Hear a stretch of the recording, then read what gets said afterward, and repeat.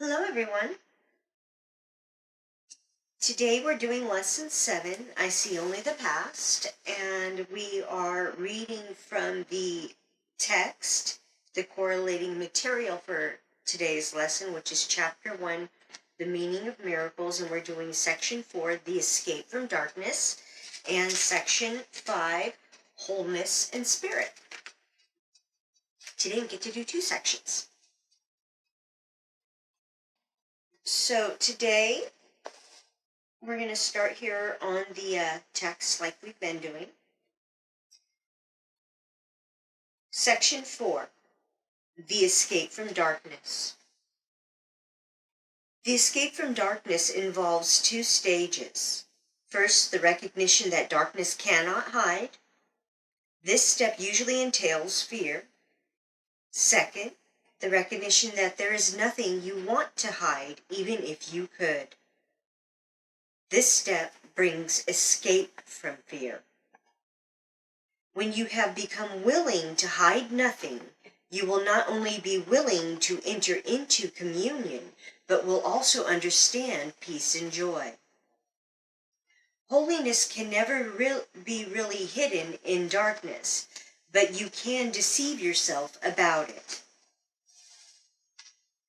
This deception makes you fearful because you realize in your heart it is a deception, and you exert enormous effort to establish its reality. The miracle sets reality where it belongs. Reality belongs only to spirit, and the miracle acknowledges only truth. It thus dispels illusions about yourself and puts you in communion with yourself and God. The miracle joins in the atonement by placing the mind in the service of the Holy Spirit. This establishes the proper function of the mind and corrects its errors, which are merely lacks of love. Your mind can be possessed by illusions, but spirit is eternally free. If a mind perceives without love, it perceives an empty shell and is unaware of the spirit within. But the atonement restores spirit to its proper place. The mind that serves spirit is invulnerable. Darkness is lack of light, as sin is lack of love. It has no unique property of its own. It is an example of the scarcity belief from which only error can proceed. Truth is always abundant. Those who perceive and acknowledge that they have everything have no needs of any kind. The purpose of the atonement is to restore everything to you, or rather, to restore it to your awareness.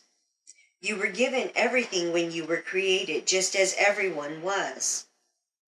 The emptiness engendered by fear must be replaced by forgiveness. This is what the Bible means by there is no death, and why I could demonstrate that death does not exist. I came to fulfill the law by reinterpreting it. The law itself, if properly understood, offers only protection. It is those who have not yet changed their minds who brought the hellfire concept into it. I assure you that I will witness for anyone who lets me and to whatever extent he permits me. Your witnessing demonstrates your belief and thus strengthens it. Those who witness for me are expressing through their miracles that they have abandoned the belief in deprivation in favor of the abundance they have learned belongs to them. Section 5, Wholeness and Spirit. The miracle is much like the body in that both are learning aids for facilitating a state in which they become unnecessary. When spirit's original state of direct communication is reached, neither the body nor the miracle serves any purpose. While you believe you are in a body, however, you can choose between loveless and miraculous channels of expression. You can make an empty shell, but you cannot express nothing at all. You can wait, delay, paralyze yourself, or reduce your creativity to almost to nothing. But you cannot abolish it. You can destroy your medium of communication, but not your potential. You did not create yourself. The basic decision of the miracle-minded is not to wait on time any longer than is necessary. Time can waste as well as be wasted. The miracle worker, therefore, accepts the time control factor gladly. He recognizes that every collapse of time brings everyone closer to the ultimate release from time, in which the Son and the Father are one. Let me interject something right here. In one of the first couple of lessons, I mentioned something about how our memories, when we have them come up, they are a collapsing of time, bringing you to the moment to re-see, rethink, re-evaluate something you've experienced. And in that way, you cut time in half. And that's part of what it's talking about there, about collapsing time. In those moments, you collapse time down to give yourself extra time to work out whatever needs to be worked out. So let me go back to the sentence right before that. He recognizes that every collapse of time brings everyone closer to the ultimate release from time, in which the Son and the Father are one. Equality does not imply equality now.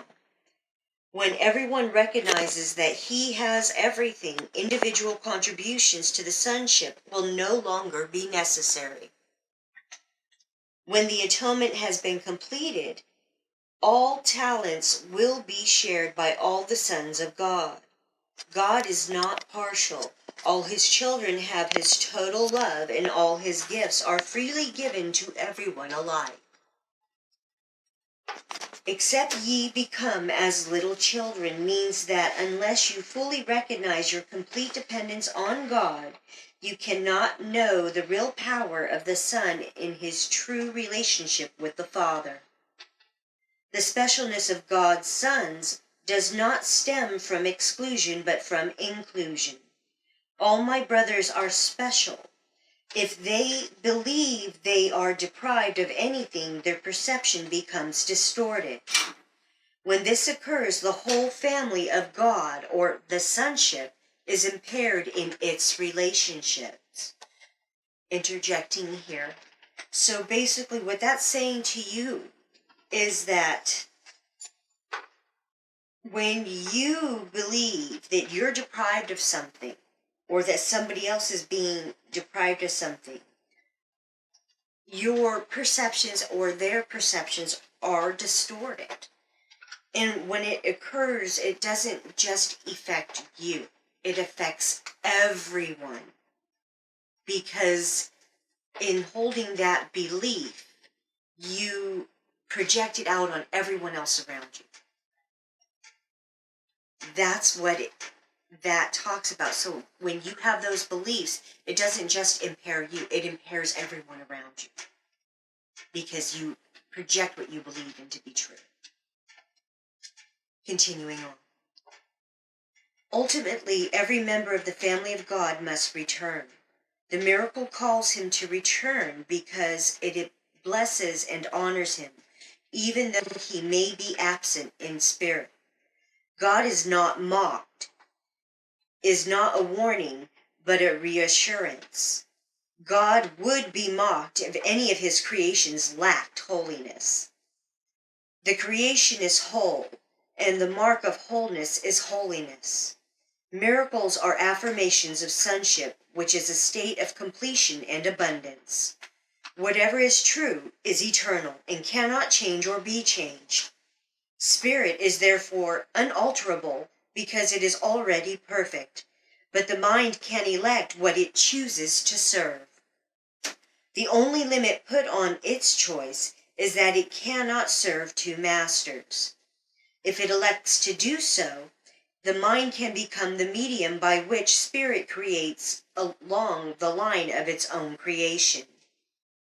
If it does not freely elect to do so, it retains its creativity potential, but places itself under tyrannous rather than authoritative control. Isn't it tyrannous? Tyrannous? I think the word's tyrannous. Okay, yeah, I believe you're correct. So, if it does not freely elect to do so, it retains its creative potential, but places itself under tyrannous rather than authoritative control. As a result, it imprisons, because such are the dictates of tyrants. To change your mind means to place it at the disposal of true authority. The miracle is a sign that the mind has chosen to be led by me in Christ's service. The abundance of Christ is the natural result of choosing to follow him. All shallow roots must be uprooted because they are not deep enough to sustain you. The illusion that shallow roots can be deepened and thus made to hold is one of the distortions on which the reverse of the golden rule rests. As these false underpinnings are given up, the equilibrium is temporarily experienced as unstable. However, nothing is less stable than an upside-down orientation, nor can anything that holds it upside down be conducive to increased stability. That is the end of sections 4 and 5. 4 being the escape from darkness, and 5 being wholeness in spirit. So, lesson 7, I see only the past. This idea is particularly difficult to believe at first, yet it is the rationale for all of the preceding ones. It is the reason why nothing that you see means anything. It is the reason why you have given everything you see all the meaning that it has for you. It is the reason why you do not understand anything you see. It is the reason why your thoughts do not mean anything and why they are like the things you see. It is the reason why you are never upset for the reason you think. It is the reason why you are upset because you see something that is not there. Old ideas about time are very difficult to change, because everything you believe is rooted in time and depends on your not learning these new ideas about it. Yet that is precisely why you need new ideas about time. This first time idea is not really so strange as it may sound at first. Look at a cup, for example. Do you see a cup? Or are you merely reviewing your past experiences of picking up a cup? Being thirsty, drinking from a cup, feeling the rim of a cup against your lips, having breakfast, and so on. Are not your aesthetic reactions to the cup too based on past experiences? How else would you know whether or not this kind of cup will break if you drop it? What do you know about this cup except what you learned in the past? You would have no idea what this cup is except for your past learning. Do you then really see it? Look about you. This is equally true of whatever you look at. Acknowledge this by applying the idea for today indiscriminately to whatever catches your eye. For example, I see only the past in this pencil. I see only the past in this shoe. I see only the past in this hand. I see only the past in that body. I see only the past in that face. Do not linger over any one thing in particular, but remember to omit nothing specifically. Glance briefly at each subject and then move on to the next. 3 or 4 practice periods, each to last a minute or so, will be enough. So as with the other lessons, it's kind of bringing them all together into one fold, showing how they're all alike, all similar, all the same, and how they all have the basic context that Everything you think you know about something may not be true. Everything that you've been taught may not be true. And to question, to look at it, and to recognize that what you are basing things off of are moments in the past. When someone else taught it to you, you experienced something that gave you a reinforcement of pain and suffering if you said or did or ate or drank or whatever it was. And so you learn to curb yourself in that way.